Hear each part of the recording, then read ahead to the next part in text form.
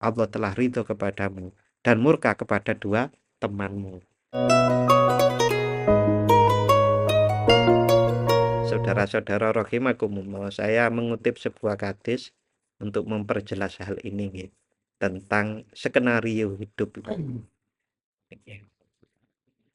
Jadi sahabat Abu Hurairah radhiyallahu an, beliau pernah menyampaikan, an Abi Hurairah radhiyallahu anhu sami'an Nabiyya sallallahu alaihi wasallam.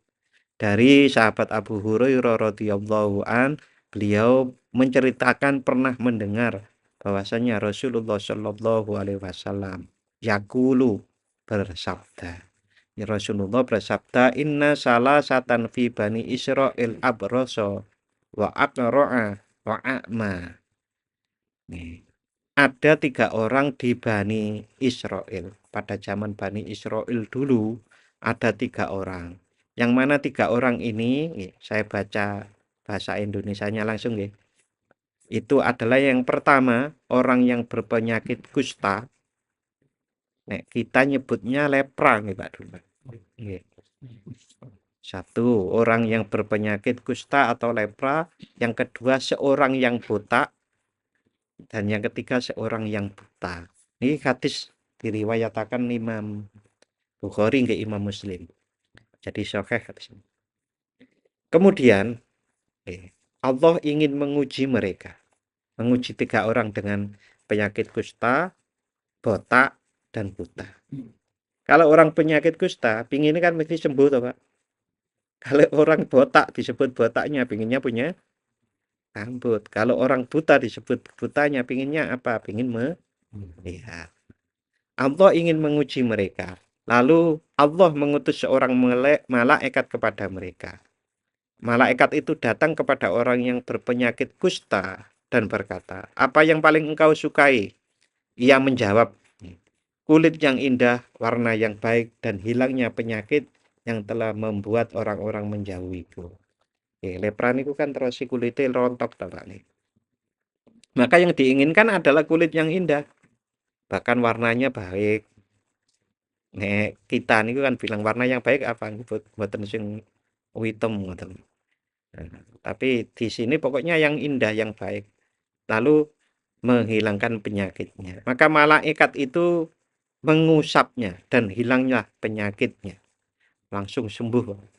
Malaikat. Kita mengusap ini. Nah, setelah itu hilang penyakitnya, dia orang yang penyakit kusta tadi diberikan kulit yang indah dan warna yang baik. Kemudian malaikat bertanya, harta apa yang paling engkau sukai? Wis disembuhkan, ditambani sembuh, mau dikasih harta, Pak. Harta apa yang paling engkau sukai? Mantan orang berpenyakit kusta itu menjawab, unta atau sapi. Maka ia diberi seekor unta betina yang sedang hamil. Pak, mboten usah ngingusik tapi langsung hamil. Malaikat itu berkata, semoga Allah memberkahi unta ini untukmu. Kemudian malaikat itu mendatangi orang yang botak dan berkata, apa yang paling engkau sukai? Ia menjawab, rambut yang indah dan hilangnya penyakit yang telah membuat orang-orang menjauhiku. Malaikat mengusapnya dan hilanglah penyakitnya. Ia pun diberi rambut yang indah. Malaikat itu bertanya lagi, harta apa yang paling engkau sukai? Ia menjawab, sapi atau unta. Maka ia diberi seekor sapi betina yang sedang hamil. Langsung ya nih. Malaikat itu berkata, semoga Allah memberkahi sapi ini untukmu. Wa atal a'ma. Kemudian malaikat itu mendatangi orang yang buta dan berkata, apa yang paling engkau sukai? Ia menjawab, aku ingin Allah mengembalikan penglihatanku sehingga aku dapat melihat orang-orang. Malaikat mengusapnya dan Allah mengembalikan penglihatannya.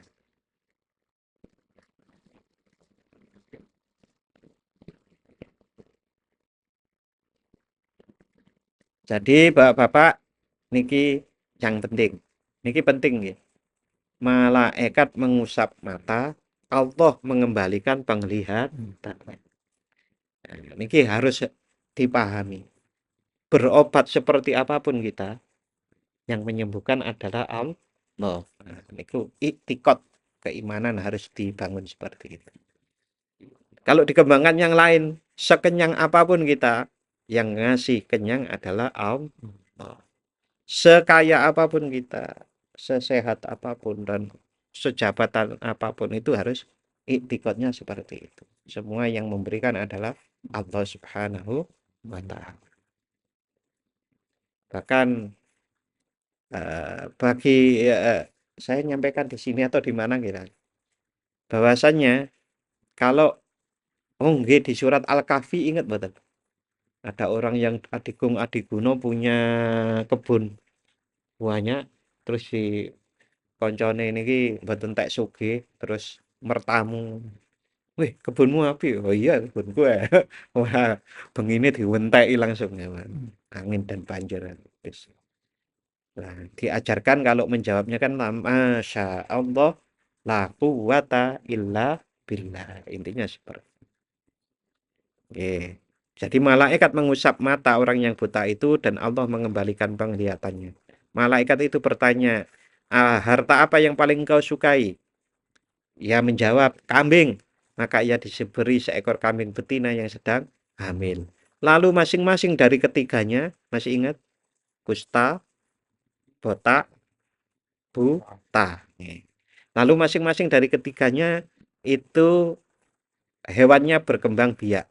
Si kusta memiliki lembah yang penuh dengan unta. Lembah penuh dengan unta.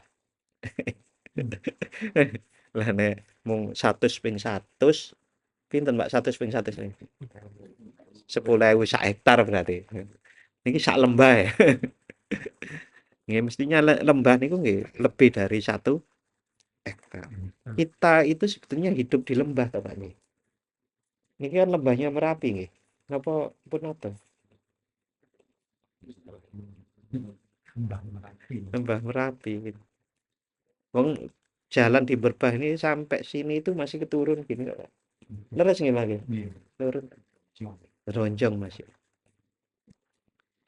Nggih. Kemudian si botak memiliki lembah yang penuh dengan sapi dan si buta memiliki lembah penuh dengan kambing.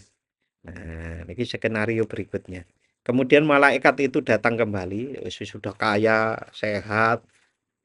Malaikat itu datang kembali kepada orang yang berpenyakit kusta dalam bentuk dan penampilan sebelumnya.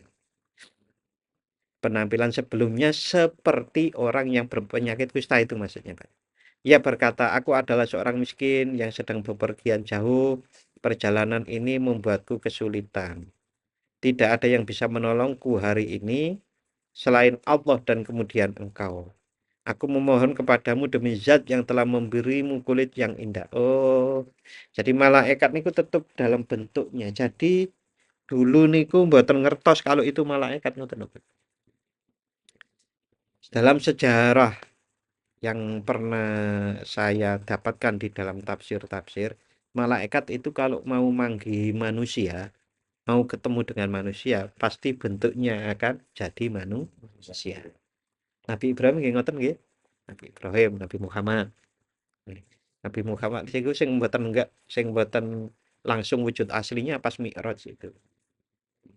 Wong di Gua Hira niku nggih bentuknya manusia. Nah, niki nggih ngoten. Berarti awalnya mereka memang nggak tahu kalau itu malaikat. Jadi malaikatnya itu tetap seperti orang yang dulu yang pernah nambani dan pernah mendoakan seperti itu. Nah, kemudian mereka datang lagi malaikat itu untuk mengujinya atas perintah Allah. Aku memohon kepadamu, ini kata malaikat yang jadi manusia niki, demi zat yang telah memberimu kulit yang indah, warna yang baik dan harta, seekor unta agar aku dapat melanjutkan perjalananku. Punya unta sak lembah dimintai 1 ekor pun, ia menjawab yang punya, yang mantan penyakit kusta itu. Banyak sekali jaluanmu, banyak sekali kebutuhanmu ini. Malaikat itu berkata, sepertinya aku mengenalmu. Bukankah engkau dulu berpenyakit kusta yang dijauhi orang, lalu Allah memberimu harta? Ia menjawab, enggak, harta ini aku warisi dari nenek moyangku. Malaikat itu berkata, jika engkau berdusta, semoga Allah mengembalikanmu ke keadaan semula. Hadisnya pindah, kelanjutannya pindah. Kemudian malaikat itu mendatangi orang yang botak dalam bentuk dan penampilan sebelumnya. Ia berkata kepadanya seperti ia katakan kepada orang yang berpenyakit kusta tadi. Dan orang botak itu memberi jawaban yang sama. Maka malaikat itu berkata, jika engkau berdusta, semoga Allah mengembalikanmu ke keadaan semula. Kemudian wa'atal a'ma fi suratihi. Kemudian malaikat itu mendatangi orang yang buta dalam bentuk dan penampilan sebelumnya. Yang berkata, aku adalah seorang miskin dan musafir yang kehabisan bekal dalam perjalanan. Tidak ada yang bisa menolongku hari ini selain Allah dan kemudian engkau. Niku maknanya Allah yang menolongku melalui perantaraan kamu kan. Aku memohon kepadamu demi zat yang telah mengembalikan penglihatanmu seekor kambing agar aku dapat melanjutkan perjalananku. Ia menjawab, dulu aku buta. Niki orang yang mantan buta jawab apik. Dulu aku buta, lalu Allah mengembalikan penglihatanku. Maka ambillah apa yang engkau mau dan tinggalkan apa yang engkau mau. Milih dhewe kae nang lempah. Demi Allah aku tidak akan menolak apapun yang engkau ambil demi Allah. Malaikat itu berkata, simpan hartamu karena sesungguhnya kalian sedang diuji. Allah telah ridho kepadamu dan murka kepada dua temanmu, si botak sama si penyakit kusta atau lepra. Ini skenario hidup niku muterani seperti itu. Kisah para nabi banyak sekali. Ini kisah yang dalam hadis seperti ini.